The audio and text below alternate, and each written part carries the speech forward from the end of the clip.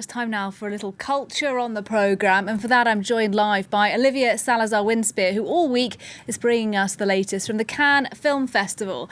And this year being the 75th edition of the event, Olivia, there are some rather special events taking place.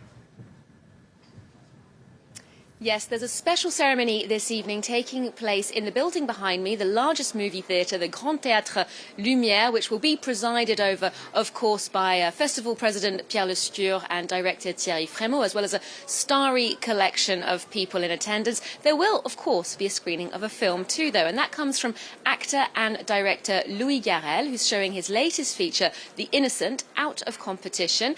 This stars French stars Noémie Merlan, Roche-Tizem, and Garrel himself. He plays his sort of on-screen alter ego for the fourth time, a young man named Abel. He said that it's a sort of cross between a family drama and a wannabe detective flick. So let's get a better idea of that film and hear from the director himself. J'ai trouvé un flingue dans sa poche tout à l'heure. Quoi? J'ai trouvé un flingue dans sa poche tout à l'heure.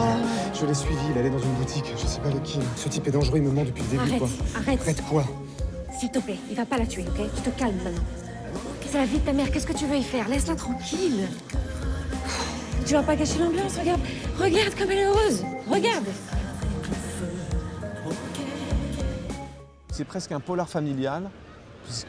It is almost a family crime story, because the movie starts when my character hears that his mother fell in love and is getting married with someone who's in jail. So that's how the story starts, an ex-convict and a son, and how at first it's going to be tense between them, and then the situation evolves throughout the film. J'espère que le film est drôle. Actor and director Louis Garrel there. And Olivia, you've also been checking out some other films in the Un Certain Regard section. Now, these are sometimes unusual stories told from an unusual point of view. What's caught your eye? Well, this morning I saw a historical drama called Godland, which takes us back to the 19th century as a Danish priest goes to Iceland to build a church and bring religion to the locals. Now, that's a very difficult journey for him, and there are lots of tensions between the Danes and the Icelandic people as they have a different opinion or conception of what civilization is and how religion features in that. Now, the geographical setting in this film is a really powerful presence. It's brooding, unforgiving, and there's the simmering volcano in the background that's always threatening to make an appearance. And we see the local population here who live in a symbiotic relationship with their surroundings. They are respectful of the forces of nature. They have an innate understanding of the ecosystem that they live in. And the film also has a very unique visual aspect, which is interesting. The director says that he was inspired by some photographic plates, antique photographic plates, that washed up in recent years on the Icelandic coast, which recount a similar mission to that place at that time, which was extremely remote. So the image of this film is quite grainy. It feels very vintage. I'm also keen to see a Pakistani film showing in that selection, that sidebar selection. It's the first time a Pakistani film is in the official selection in Cannes. It's called Joyland, and it comes from director Saim Sadiq. The subject matter seems to be quite bold, quite daring, because it deals with challenging the controversial ideas, or sorry, the more conventional, more conservative ideas around arranged marriage, and there is a trans character in this story which is set in modern-day Lahore. Olivia, let's go back now to the official competition at Cannes. We're more than halfway through that now. On that front, what's on your radar?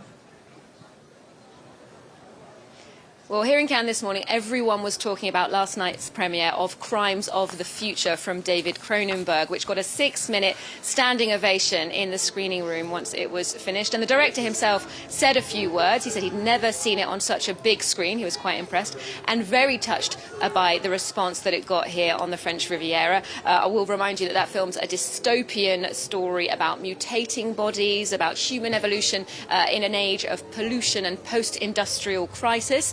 Later on today, we have a film from the Dardenne brothers, a Belgian film entitled Tori and Lokita, about the friendship between an adolescent girl and a very young boy, both of them exiles from African countries living in Belgium. Now, the Dardenne brothers are known for their very socially engaged cinema, so that looks to be a comment on immigration and refugees. After that, we'll have an Italian film from director Mario Martoni. He's taking us on a little trip down memory lane. This film's named Nostalgia. It's about a man who returns to Naples after 40 years and observes what has changed and what has stayed the same in his hometown. Olivia Salazar-Winspear at Cannes. Thanks very much indeed. I think I speak for many of us here in Paris when I say we're rather jealous. So enjoy yourself, and we'll talk to you tomorrow.